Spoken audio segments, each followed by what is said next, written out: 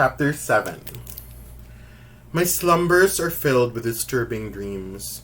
The face of the red-headed girl intertwines with gory images from earlier Hunger Games, with my mother withdrawn and unreachable, with Prim emaciated and terrified. I bolt up screaming for my father to run as the mine explodes into a million deadly bits of light. Dawn is breaking through the windows. The capital has a misty, haunted air.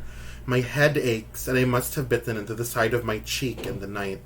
My tongue probes the ragged flesh, and I taste blood. Slowly, I drag myself out of bed and into the shower. I arbitrarily punch buttons on the control board and end up hopping from foot to foot as alternating jets of icy cold and steaming hot water assaults me. Then I'm deluged in lemony foam that I have to scrape off with a heavy bristled brush. Oh well, at least my blood is flowing. When I'm dried and moisturized with lotion, I find an outfit has been left for me at the front of the closet. Tight black pants, a long-sleeved burgundy tunic, and leather shoes. I put my hair in the single braid down my back. This is the first time since the morning of the reaping that I resemble myself. No fancy hair and clothes, no flaming capes, just me, looking like I could be headed for the woods. It calms me. Hey Mitch didn't give us an exact time to meet for breakfast, and no one has contacted me this morning. But I'm hungry, so I head down to the dining room, hoping there will be food. I'm not disappointed. While the table is empty, a long board off to the side has been laid with at least 20 dishes. A young man, an AVOC, stands at attention by the spread. When I ask if I can serve myself, he nods assent. I load a plate with eggs, sausages, batter cakes covered in thick orange preserves, slices of pale purple melon. As I gorge myself, I watch the sun rise over the capital. I have a second plate of hot grains smothered in beef stew. Finally, I fill a plate with rolls and sit at the table, breaking off bits and dipping them into hot chocolate the way Pita did on the train. My mind wanders to my mother and Prim. They must be up. My mother getting their breakfast of mush, Prim milking her goat before school. Just 2 mornings ago I was home. Can that be right? Yes, just 2. And now how empty the house feels, even from a distance. What did they say last night about my fiery debut at the games? Did it give them hope, or simply add to their terror when they saw the reality of 24 tributes circled together, knowing only one could live? Haymitch and Pita come in, bid me good morning, fill their plates. It makes me irritated that Pita is wearing exactly the same outfit I am. I need to say something to Cinna. This twins act is going to blow up in our faces once the games begin. Surely they must know this. Then I remember Haymitch telling me to do exactly what the stylists tell me to do. If it was anyone but Cinna, I might be tempted to ignore him. But after last night's triumph, I don't have a lot of room to criticize his choices. I'm nervous about the training. There will be 3 days in which all the tributes practice together. On the last afternoon, we'll each get a chance to perform in private before the game makers. The thought of meeting the other tributes face to face makes me queasy. I turn the roll I have just taken from the basket over and over in my hands. But my appetite is gone. Okay, so we're entering, guys. So the last few chapters, were about the fashion. Okay, the fashion. And I said that if you're interested in fashion, you will really enjoy those chapters. And now we're entering the training. So if you're into working out, if you're into sports, if you're into action, these chapters you will like. Because for 3 days, guys, the tributes will train. And then at the end of the 3 days, they will have to show how good they are in front of the game makers. And the game makers, these are the capital people who are in charge of the Hunger Games. And they will kind of have an exam, they will try to impress the game makers, and the game makers will score them, okay? And the higher your score is, the more sponsors will be attracted to you, alright? So if you're into sports, if you're into action, you will really like these chapters, okay? When Haymitch has finished several platters of stew, he pushes back his plate with a sigh. He takes a flask from his pocket and takes a long pull on it and leans his elbows on the table. So let's get down to business, training. First off, if you like, I'll coach you separately. Decide now. Why would you coach us separately, I ask. Say if you had a secret skill you might not want the other to know about, says Hamish. I exchange a look with Pita. I don't have any secret skills, he says, and I already know what yours is, right? I mean, I've eaten enough of your squirrels, okay? So Hamish said, okay, some tributes want to be trained separately. They don't want to be trained together. And the reason for that, guys, is because other tributes, they don't want their co-tribute, even their tribute from the same district, to know all of their secrets, not to know everything they're good at, because they still see their other tribute as competition. They still see their other tribute as an enemy. So Hamish is asking, what? Do you want to train as a pair or do you want to train separately? And Pita is like, I'm fine if we train as a pair. I don't have any secrets, and I already know that Katniss is good with a bow and arrow. She's good at hunting. I never thought about Pita eating the squirrels I shot. Somehow I always pictured the baker quietly going off and frying them up for himself. Not out of greed, but because town families usually eat expensive butcher meat. Beef and chicken and horse. You can coach us together, I tell Hamish. Pita nods. Alright, so give me some idea of what you can do, says Hamish. I can't do anything, says Pita, unless you count baking bread. Okay, this is another thing. Again, Pita, so charming, good. Pita is so likable. He's written in a way where it's a very intense situation, but Pita finds a way to make it lighthearted and funny. So he says, no, like, what are you good at? And Pita is like, I'm good at baking bread. That's it. And I don't think that's gonna help me in the Hunger Games. Sorry, I don't. Katniss, I already know you're handy with a knife, says Hamish. Not really, but I can hunt, I say, with a bow and arrow. And you're good? Asks Hamish. I have to think about it. I've been putting food on the table for 4 years. That's no small task.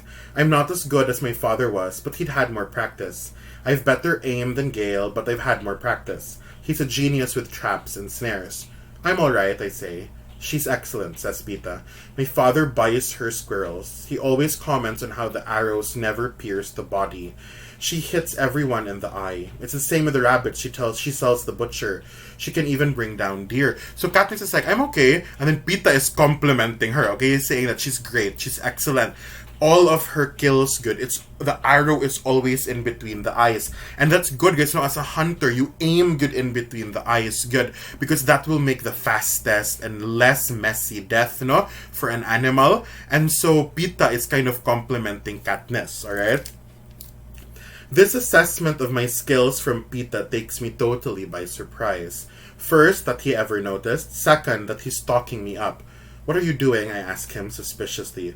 What are you doing? If he's going to help you, he has to know what you're capable of. Don't underrate yourself, says Pita. I don't know why, but this rubs me the wrong way. Okay, so Katniss is like, what are you doing? And then he's like, Murag, don't be confident. Like, where are you, like, downplaying your skills?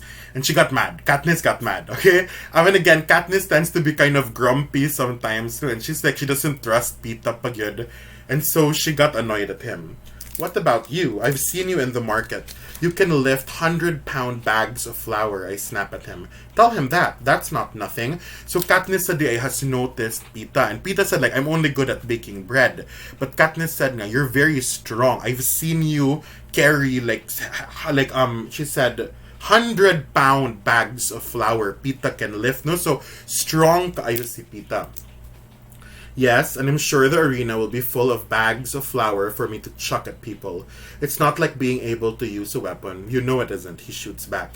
He can wrestle, I tell Hamish. He came in second on our school competition last year, only after his brother. What use is that? How many times have you seen someone wrestle someone to death, says Pita in disgust. There's always hand-to-hand combat. All you need is to come up with a knife and you'll at least stand a chance. If I get jumped, I'm dead. I can hear my voice rising in anger. But you won't. You'll be living up in some tree, eating raw squirrels and picking off people with arrows. You know what my mother said to me when she came to say goodbye? As if to cheer me up, she says, maybe District 12 will finally have a winner. Then I realized she didn't mean me. She meant you, bursts out Pita. Okay, so they're fighting. Katniss and Pita are fighting because Pita is like, you're good at hunting, man. Don't like downplay yourself. And then Katniss is like, you're strong, man. You can win. And then Pita is like, no, I can't win. You can win. And then Katniss is like, no, you can win. And they're fighting. And then Pita then says that his mother Kono told Pita that, you know what, maybe we'll have a winner in District 12. But she was talking about Katniss, not Pita. So Pita's mom doesn't even believe nga Pita will survive. She will believe more pa that Katniss can win rather than Pita can win. We all know we hate the mom of Pita, okay? It's clear, no? I mean, she's been awful since the moment she was introduced, no? The baker's wife. She's the one who shooed Katniss away. She's the one who hit Pita. So we do not like Pita's mom. Oh, she meant you, I say with a wave of dismissal. She said, she's a survivor, that one. She is, says Pita. That pulls me up short. Did his mother really say that about me? Did she rate me over her son? I see the pain in Pita's eyes and know he isn't lying. Suddenly, I'm behind the bakery and I can feel the chill of the rain running down my back. The hollowness in my belly. I sound 11 years old when I speak, but only because someone helped me. Oh, she brought up that moment when they were both 11. She brought it up because Pita said, good nga, my mom even said that you have a greater chance of winning than I do. And then Katniss said, the only reason why I have a chance of winning, the only reason why I'm alive now is because someone helped me. And she's clearly talking about that moment, no, when Pita gave her the bread. Pita's eyes flicker down to the roll in my hands, and I know he remembers that day too. But he just shrugs. People will help you in the arena. They'll be tripping over each other to sponsor you. No more than you, I say. Pita rolls his eyes at Haymitch. She has no idea the effect she can have. He runs his fingernail along the wood grain in the table, refusing to look at me. What on earth does he mean? People helped me when we were dying of starvation. No one helped me. No one except Pita. Once I had something to barter with. Things changed. I'm a tough trader. Or am I? What effect do I have? That I'm weak and needy? Is he suggesting that I got good deals because people pitied me? I try to think if this is true. Perhaps some of these merchants were a little generous in their trades, but I always attributed that to their long-standing relationship with my father. Besides, my game is first class. No one pitied me. I glower at the roll, sure he meant to insult me. Okay, so Pita is frustrated and he's like, you don't know the effect you have on people. And Katniss is like, what? Are you insulting me? What does he mean? The thing about Katniss, good, she doesn't understand Pita good. She can't figure Pita out. After about a minute of this, Haymitch says, well then, well. I love that Haymitch is just here the whole time. I love that he's here the whole time and Pita and Katniss are just like fighting each other and telling each other that they're awesome. And they're fighting about it. And Haymitch is like, okay, let's move on. After about a minute of this, Haymitch says, well then, well. Katniss, there's no guarantee there will be bows and arrows in the arena, but during your private session with the game makers, show them what you can do. Until then, stay clear of archery. Are you any good at trapping? I know a few basic snares, I mutter. That may be significant in terms of food, says Haymitch. And Pita, she's right, never underestimate strength in the arena. Very often, physical power tilts the advantage to a player. In the training center, they will have weights, but don't reveal how much you can lift in front of the other tributes. The plan's the same for both of you. You go to group training. Spend the time trying to learn something you don't know. Throw a spear, swing a mace, learn to tie a decent knot. Save showing what you're best at until your private sessions. Are we clear, says Haymitch. Pita and I nod. Haymitch! Coming in with good advice, he said in the group training sessions, don't show what you're good at. You don't want your enemies, you don't want the other tributes to know what you're good at. Okay? You want to keep that secret. Only use a bow and arrow. Only show your strength when you are in front, privately, in front of the game makers. Okay? But don't give your competition an advantage over you by showing off your skills, showing off what you're really good at during the group training sessions. One last thing. In public, I want you by each other's side every minute, says Hamish. We both start to object, but Hamish slams his hand on the table. Every minute, it's not open for discussion. You agreed to do as I said. You will be together. You will appear amiable to each other. Now get out. Meet Effie at the elevator at 10 for training. I bite my lip and stalk back to my room, making sure Pita can hear the door slam. I sit on the bench, hating Hamish, hating Pita, hating myself for mentioning that day long ago in the rain. It's such a joke. Pita and I going along, pretending to be friends, talking up each other's strengths, insisting the other take credit for their abilities, because in fact, at some point, we're going to have to knock it off and accept we're bitter adversaries. Which I'd be prepared to do right now if it wasn't for Hamish's stupid instruction that we stick together in training. It's my own fault, I guess, for telling him he didn't have to coach us separately. But that didn't mean I wanted to do everything with Pita, who, by the way, clearly doesn't want to be partnering up with me either. I hear Pita's voice in my head. She has no idea the effect she can have. Obviously meant to demean me, right? But a tiny part of me wonders if this was a compliment, that he meant I was appealing in some way. It's weird how much he's noticed me, like the attention he's paid to my hunting. And apparently I have not been as oblivious to him as I imagined either. The flower, the wrestling, I have kept track of the boy with the bread.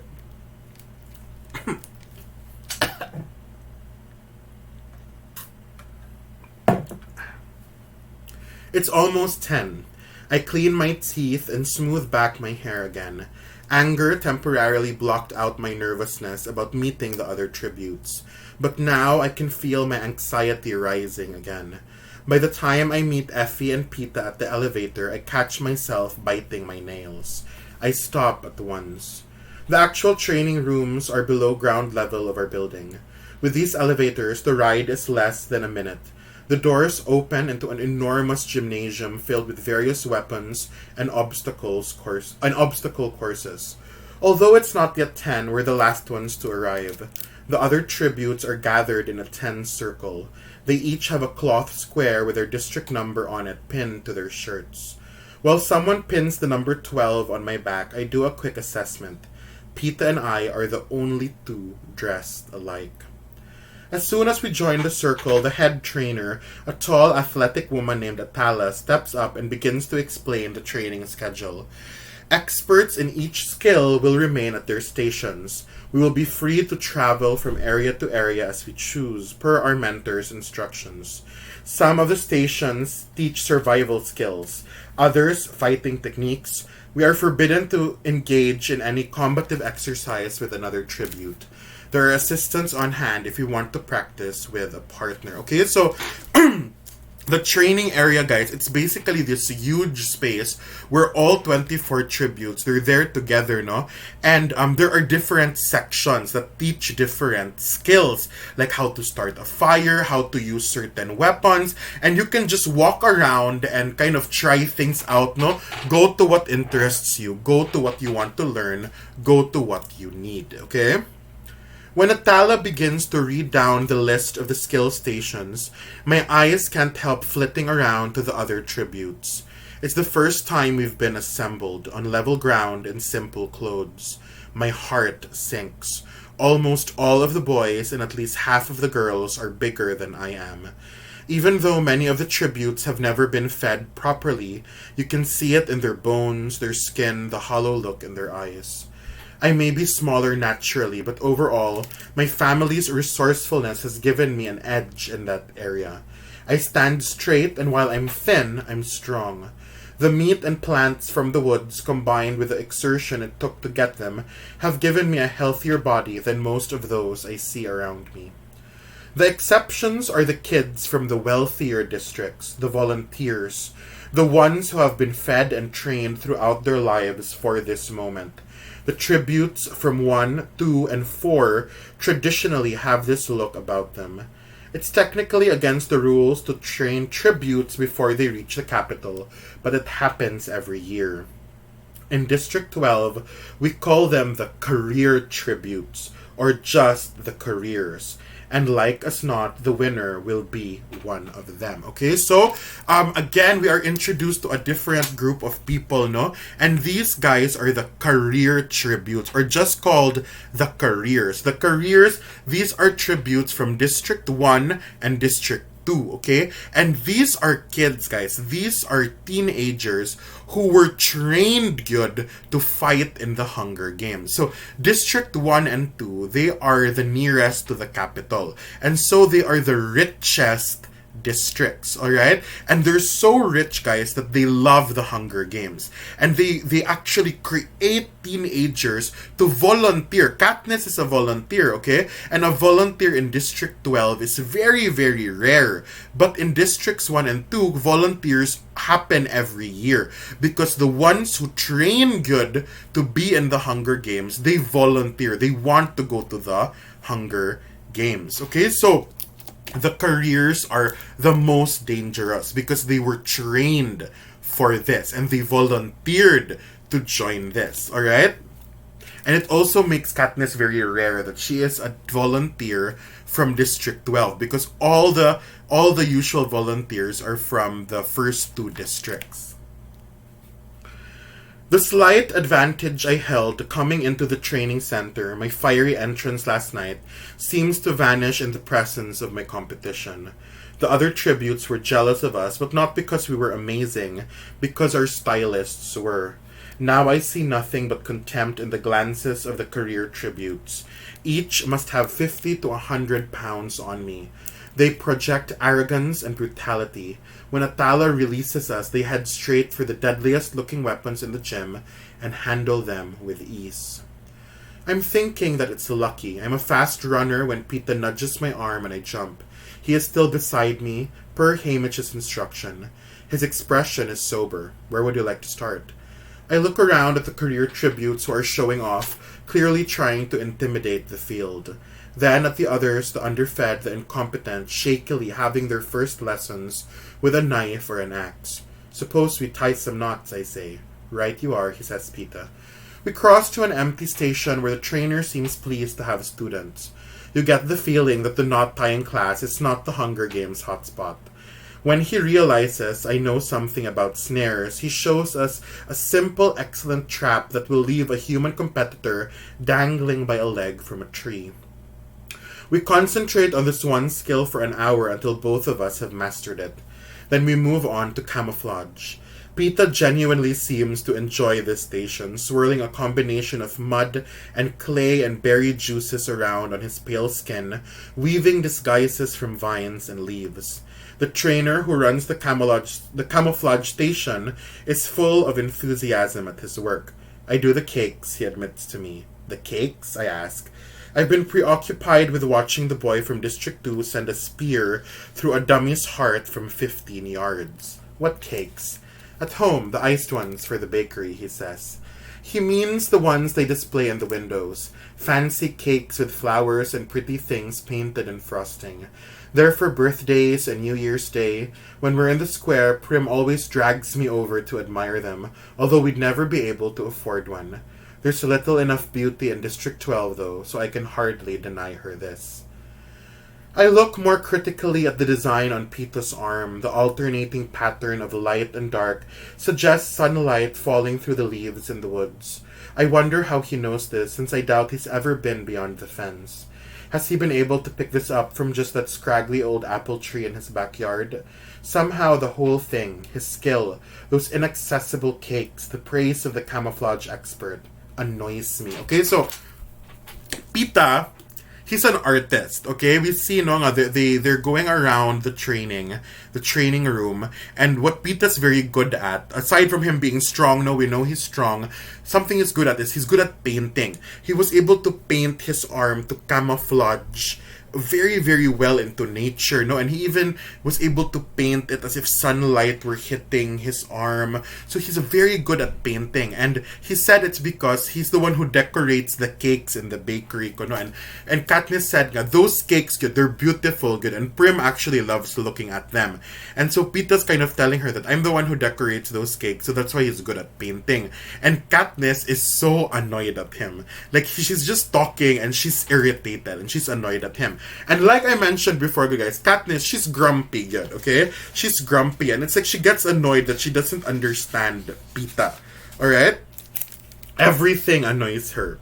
It's lovely if only you could frost someone to death, I say. Don't be so superior, you can never tell what you'll find in the arena. Say it's actually a gigantic cake, begins Pita. Say we move on, I break in. So the next 3 days pass with Pita and me going quietly from station to station. We do pick up some valuable skills from starting fires to knife throwing to making shelter. Despite Hamish's order to appear mediocre, Pita excels in hand-to-hand combat, and I sweep the edible plants test without blinking an eye. We steer clear of archery and weightlifting, though, wanting to save those for our private sessions.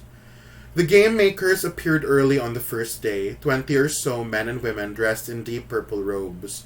They sit in the elevated stands that surround the gymnasium, sometimes wandering about to watch us, jotting down notes, other times eating at the endless banquet that has been set for them, ignoring the lot of us.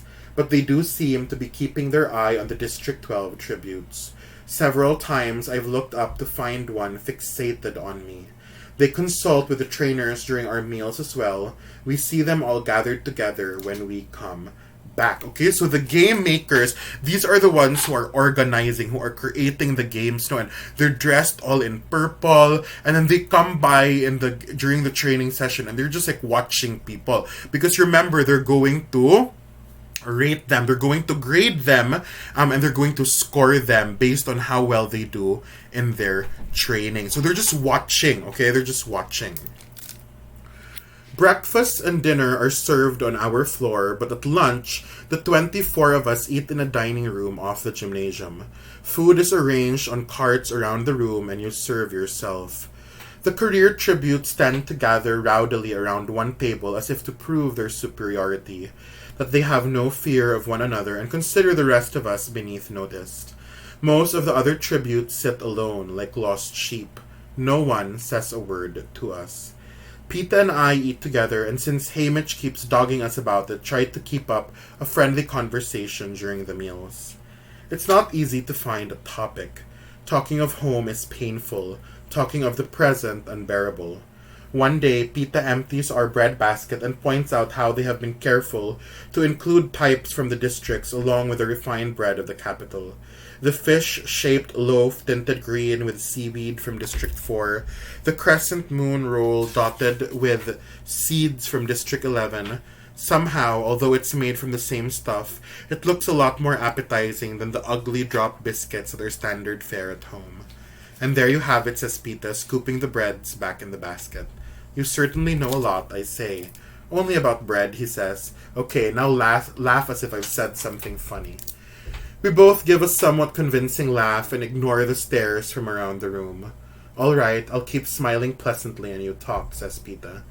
It's wearing us both out, Hamish's direction to be friendly, because ever since I slammed my door, there's been a chill in the air between us, but we have our order. So there's this awkwardness between Pita and Katniss now, no? Especially since Haymitch really said, you have to spend time together. You have to pretend like you are friends. And so, that's what they're doing, guys. They're pretending to be friends. Pita is just talking about bread, and he's like, okay, laugh, pretend that I said something funny. And then Katniss laughs, and it's very fake, guys, okay? They're not really close. They're not really friends. They're faking it, because Haymitch told them to do it. Did I ever tell you about the time I was chased by a bear, I ask. No, but it sounds fascinating, says Pita. I try and animate my face as I recall the event, a true story in which I'd foolishly challenged a black bear over the right to a beehive. Pita laughs and asks questions right on cue. He's much better at this than I am. On the second day, while we're taking a shot at spear throwing, he whispers to me, I think we have a shadow. I throw my spear, which I'm not too bad at actually, if I don't have to throw too far, and see the little girl from District 11 standing back a bit, watching us. She's the 12-year-old, the one who reminded me so of Prim in stature. Up close, she looks about 10. She has bright dark eyes and satiny brown skin, and stands tilted up on her toes with her arms slightly extended to her sides, as if ready to take wing at the slightest sound. It's impossible not to think of a bird, okay? So remember this little girl that Katniss saw on TV that reminded her of Prim. She's kind of following Katniss and Peeta. I pick up another spear while Peeta throws. I think her name's Rue, he says softly. I bite my lip. Rue is a small yellow flower that grows in the meadow. Rue, Primrose. Neither of them could tip the scale at 70 pounds, soaking wet. What can we do about it, I ask him, more harshly than I intended. Nothing to do, he says back, just making conversation. Katniss is so good. Like, she's grumpy and she's so like, whenever Peeta does something nice, like, oh, she's following us, her name's Rue. And Katniss is like, so what do you want me to do about it? She's so irritated. Now that I know she's there, it's hard to ignore the child. She slips up and joins us at different stations. Like me, she's clever with plants, climbs swiftly, and has good aim. She can hit the target every time with a slingshot. But what is a slingshot against a 220-pound male with a sword? Back on the District 12 floor, Haymitch and Effie grill us throughout breakfast and dinner about every moment of the day. What we did, who watched us, how the other tributes size up. Cinna and Portia aren't around, so there's no one to add any sanity to the meals.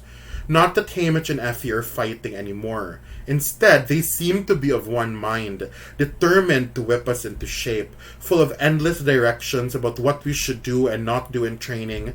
Peeta is more patient, but I become fed up and surly, okay? So, at first, guys, Haymitch and Effie seemed useless, good no? Effie seemed like an idiot, and Haymitch seemed like a drunk. But now, they're actually working together. Haymitch and Effie, they're working very, very hard. Okay, you do this, what happened? They're working very hard to find a way for either Katniss or Peeta to win the Hunger Games.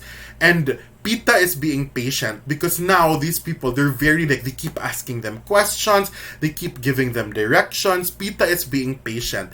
Katniss is getting annoyed, okay? And that's the thing. Katniss is always annoyed, guys. If you notice, when Haymitch was didn't care and when Effie didn't care, she was annoyed at them. And now that Haymitch and Effie do care, Katniss is once again annoyed at them, okay? When we finally escape to bed on the second night, Peeta mumbles, someone ought to get Haymitch a drink. I make a sound that is somewhere between a snort and a laugh, then catch myself. It's messing with my mind too much, trying to keep straight when we're supposedly friends and when we're not. At least when we get into the arena, I'll know where we stand. Let's pretend when there's no one around. All right, Katniss, he says tiredly. After that, we only talk in front of people. So, Peeta could tell that Katniss was annoyed at Haymitch, and so he makes a joke about Haymitch, like, we should give Haymitch a drink. And Katniss laughed, but then she was like, let's not pretend when there's no one watching. Like, we're only pretending to be friends, so don't make jokes when no one can hear. Only talk to me when there are other people around, because we're just pretending to be friends. And Peeta's like, okay, fine. So it's kind of clear Peeta's kind of annoyed that Katniss said no, because Peeta is trying to be nice. He's trying to be nice, and Katniss just doesn't trust him good. And she doesn't understand him. I think that's more of the thing. She doesn't understand him good. And so she's like, if I don't understand him, I won't have anything to do with him. Except for Haymitch telling us to pretend to be friends, okay? Because the thing is, guys, I think Katniss is also scared that if she really becomes friends with Peeta, she won't know what to do when they're in the games together, okay? Once they're in the games together, if they're really friends, it will be harder to win, okay? Because she won't want to kill her friend, okay? So that's why Katniss keeps kind of pushing him away, because part of her is scared that he's just trying to trick her, and the other part of her doesn't want to become friends with him good. Otherwise, she might have to hurt him, or it will make it harder to hurt him once they are in the Hunger Games. On the third day of training, they start to call us out of lunch for our private sessions with the game makers. District by district, first the boy, then the girl tribute. As usual, District 12 is slated to go last. We linger in the dining room, unsure where else to go. No one comes back once they have left. As the room empties, the pressure to appear friendly lightens. By the time they call Rue, we are left alone. We sit in silence until they summon Pita. He rises. Okay, so it's the third day, which means it's time for the private auditions, no, or like the private session where the game makers will actually watch you. And this is the time when Hamish says, this is when you should show off. This is the most important part of training, alright? Where you can really show off to the game makers how high your score should be. What is your chance of actually winning the Hunger Games? And then Pita and Katniss are the last to go in. Pita's going in already. Remember what Hamish said about being sure to throw the weights. The words come out of my mouth without permission. Thanks, I will, he says. You shoot straight. I nod. I don't know why I said anything at all. Although if I'm going to lose, I'd rather Pita win than the others. Better for our district, for my mother and Prim. After about 15 minutes, they call my name. I smooth my hair, set my shoulders back, and walk into the gymnasium. Instantly, I know I'm in trouble. They've been here too long, the game makers, sat through 23 other demonstrations, had too much wine, most of them, want more than anything to go home. So Katniss said, when it was Katniss's turn, she felt like she was at a disadvantage because the game makers, they're tired, they're bored, they're hungry, they drank too much wine, so they're not interested in Katniss's demonstration anymore. They're not interested in her audition or in her trying to get their attention and get their approval. All of them don't care. They just want to go home already. There's nothing I can do but continue with the plan. I walk to the archery station. Oh, the weapons. I've been itching to get my hands on them for days. Bows made of wood and plastic and metal and materials I can't even name. Arrows with feathers cut in flawless uniform lines. I choose a bow, string it, and sling the matching quiver of arrows over my shoulder. There's a shooting range, but it's much too limited. Standard bullseyes and human silhouettes. I walk to the center of the gymnasium and pick my first target, the dummy used for knife practice. Even as I pull back on the bow, I know something is wrong. The string's tighter than the one I use at home. Okay, guys, I want you to feel the pressure of the situation, okay? She only has a few minutes to get a high score. No, this is kind of like an exam. You guys know, what it feels like to take an exam, and you're nervous, and it's scary. You want to do a good job, and this is especially true for Katniss, because this is an exam that will really determine a lot for her. The higher your score is, the more sponsors you will get, the more impressed people will be with you, the bigger your chance of surviving the Hunger Games. So this is really an exam that could save her life, and she's worried and she's nervous, and we as readers, we should be worried and nervous for her as well. And the bow doesn't feel right. The bow feels weird. The arrow's more rigid. I miss the dummy by a couple of inches and lose what little attention I had been commanding. For a moment, I'm humiliated. Then I head back to the bullseye. I shoot again and again until I get the feel of these new weapons. So Katniss, she isn't used to these weapons, no? A weapon, it's a very personal thing, guys. And Katniss has been practicing with wooden weapons. And so now that she's using different weapons, a different bow and arrow, it's gonna take some time getting used to it. And Katniss, her first few arrows, they miss the target because she's not used to it yet. And the game makers, if they weren't even interested in the beginning, no? Now they're even less interested because they're like, oh, the girl from District 12, she can't even shoot. She can't do anything. So it's so like frightening because you feel like Katniss's grade, her score is getting lower and lower. Back in the center of the gymnasium, I take my initial position and skewer the dummy right through the heart. So finally, she gets used to the weapons and then she fires the arrow and it hits perfectly into where she was aiming for it. Then I sever the rope that holds the sandbag for boxing, and the bag splits open as it slams to the ground.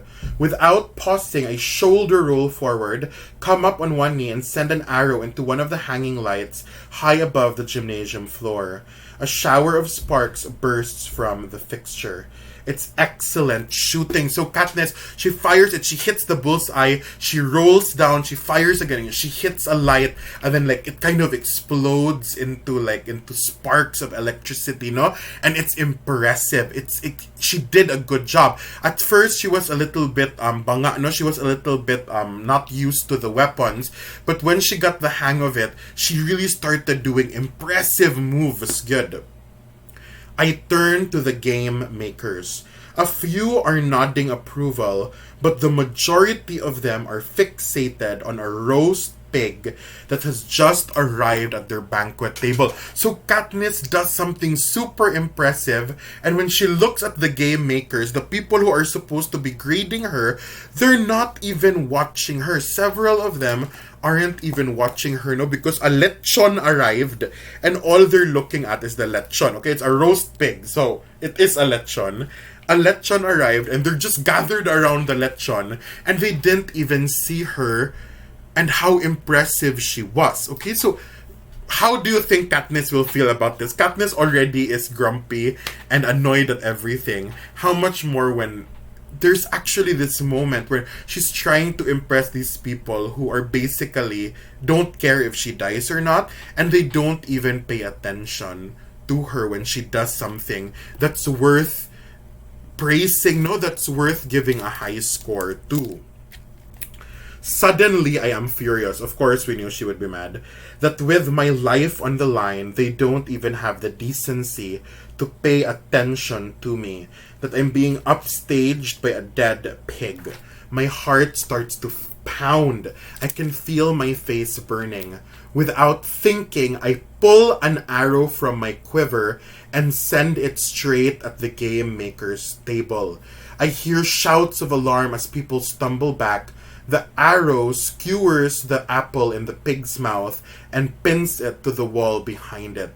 Everyone stares at me in disbelief. So Katniss is so mad that she gets an arrow and shoots it at the game makers. Now, she doesn't want to hit them, okay? She fires at them, but she aims for the apple in the lechon's mouth, okay? So the lechon has an apple in its mouth, and then the arrow goes through it. And that's what Katniss aims for, no?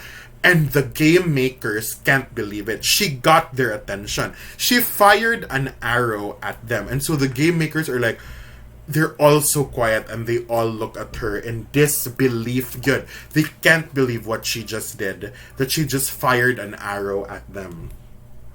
Thank you for your consideration, I say.